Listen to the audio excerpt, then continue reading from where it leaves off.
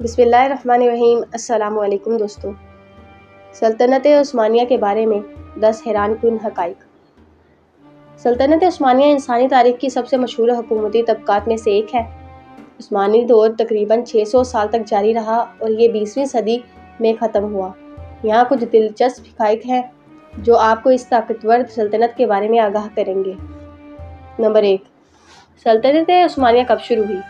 سلطنت عثمانیہ نے پہلی بار 1299 میں اپنی جڑیں پکڑی، 14ویں صدی میں۔ تاہم اس کی سلطنت 20ویں صدی کے ابتدائی نصف تک جاری رہی، جو 600 سال سے زیادہ کی حکمرانی کی نشاندہی کرتی ہے۔ نمبر 2، سلطنت عثمانیہ کتنی بڑی تھی؟ مجموعی طور پر سلطنت عثمانیہ کا رقبہ تقریباً 1.8 ملین مربع کلومیٹر تھا۔ یہ کبھی بھی بحیرہ روم کے علاقے پر حکمرانی کرنے والی سب سے بڑی سلطنتوں میں سے ایک ہے۔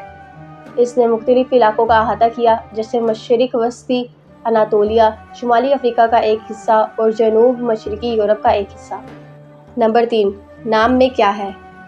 سلطنت عثمانیہ کی بنیاد عثمان غازی نے رکھی، جو 1299 سے 1324 تک سلطنت پر حکمرانی کرتے رہے۔ اٹلی میں انہیں اوٹومانوں کے نام سے جانا جاتا تھا، جو فارسی لفظ عثمانی کا ماخذ ہے۔ نمبر 4، عثمان غازی ایک قابل ذکر رہنما تھے۔ بنیادی طور پر عثمان غازی ایک ترک قبائلی رہنما تھے، تاہم وہ یقیناً زمینوں کو یکجا کرنے اور سلطنت عثمانیہ کی تخلیق کے لیے سب سے زیادہ جانے جاتے ہیں۔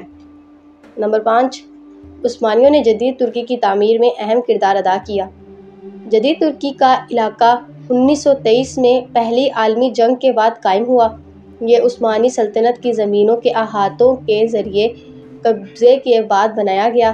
عثمانی اشرافیہ نے اس لیے ترکی کی آزادی کی جنگ کے دوران وہ چیز تخلیق کی جو اب جدید ترکی کے نام سے جانی جاتی ہے۔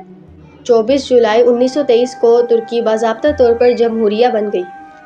نمبر 6، سلطنت عثمانیہ کب اپنی طاقت میں سب سے زیادہ مضبوط تھی؟ اگرچہ یہ صدیوں تک جاری رہی، سلطنت عثمانیہ نے 16ویں صدی میں اپنی شاندار عروج کو حاصل کیا، جب یہ سلیمان اول کے تحت تھی۔ اس وقت سلطنت مشرق میں خلیج فارس سے، مغرب میں ہنگری، جنوب میں مصر اور شمال میں قفقاز تک پھیلی ہوئی تھی۔ نمبر 7، سلطنت عثمانیہ کی ناکامی کب شروع ہوئی؟ سلطنت عثمانیہ 17ویں صدی کے آس پاس کمزور ہونا شروع ہوئی، حالانکہ وہ کم از کم مزید 300 سال تک قائم رہی۔ یہ کمزوری ایران، روس، آسٹریلیا، ہنگری اور پولش لیتھوانیائی مشترکہ ریاست کے خلاف جاری جنگوں کی وجہ سے تھی۔ ان تنازعات کے بعد سلطنت عثمانیہ نے ایک آئینی بادشاہت قائم کی۔ نمبر 8، عثمانیوں نے بازنطینیوں سے اقتدار سنبھالا۔ عثمانی حکومت اس علاقے میں اتنی طاقت رکھنے والی پہلی سلطنت نہیں تھی۔ در حقیقت اس نے مشرقی بحیرہ روم کے پیچیدہ نظام میں سب سے بڑی طاقت کے طور پر بازنطینی سلطنت کی جگہ لی تھی۔ نمبر 9، عثمانیوں کا آخری حکمران۔ محمد ششم سلطنت عثمانیہ کا آخری حکمران یا سلطان تھا۔ اسے عہدے سے دستبردار ہونے پر مجبور کیا گیا اور 1922 میں ملک سے جلا وطن کر دیا گیا۔ نمبر 10، طاقت حاصل کرنا آسان نہیں تھا۔ سلطنت عثمانیہ اتنی طاقتور تھی اور اس کے کئی وجوہات کی بنا پر یہ قابل ذکر تھی۔ اس کی ایک بڑی وجہ یہ تھی کہ اس نے دنیا کے کچھ اہم تجارتی راستوں پر کنٹرول حاصل کیا۔ اس نے سلطنت کو بڑی دولت کی طرف لے جایا اور اس کی مضبوط فوج نے اس کی فوجی طاقت کو بڑھایا۔